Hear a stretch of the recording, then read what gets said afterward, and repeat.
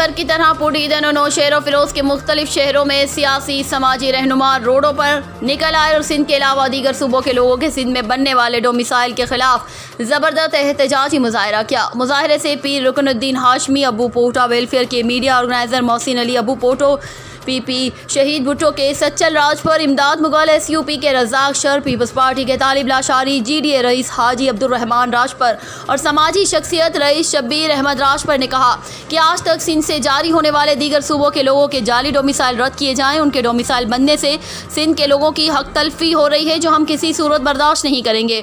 उन्होंने मजीद कहा कि जाली डोमिसाइल सिंध और सिंध की आवाम के साथ बहुत बड़ा धोखा है और हम उनके खिलाफ भी सख्त एहतजाज और एक्शन लेंगे जिन्होंने इस जाली काम में बढ़ चढ़ कर हिस्सा लिया है। ऐसे करप्ट माफिया को बेनकाब करेंगे। रिपोर्ट शाहिद हारून नारायण, नुमाइंदा फास्ट न्यूज़ नौशेर फिरोज।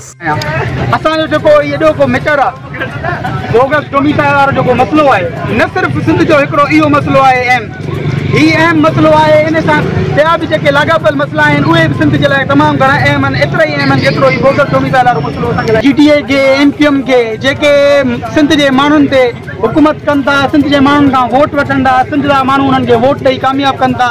पोइ चाहे उहे उर्दू स्पीकिंग सिंधी ॻाल्हाईंदड़ दोस्त हुजनि या उर्दू पंजाबी ॻाल्हाईंदड़ असांजा सिंधी दोस्त हुजनि जेके उन्हनि माण्हुनि खे वोट ॾियनि था, उन्हनि खां मां हिकिड़ो सवाल कंदुमि त महिरबानी करे ख़ुदा खे मञो, ख़ुदा जो वास्तो अथव, सिंध जे माण्हुनि सां सचाई ॾेखारियो, सिंध जे माण्हुनि जे हक़नि जे लाइ कुझु विड़ो, सिंध जे माण्हुनि जे हक़नि लाइ ॻाल्हायो।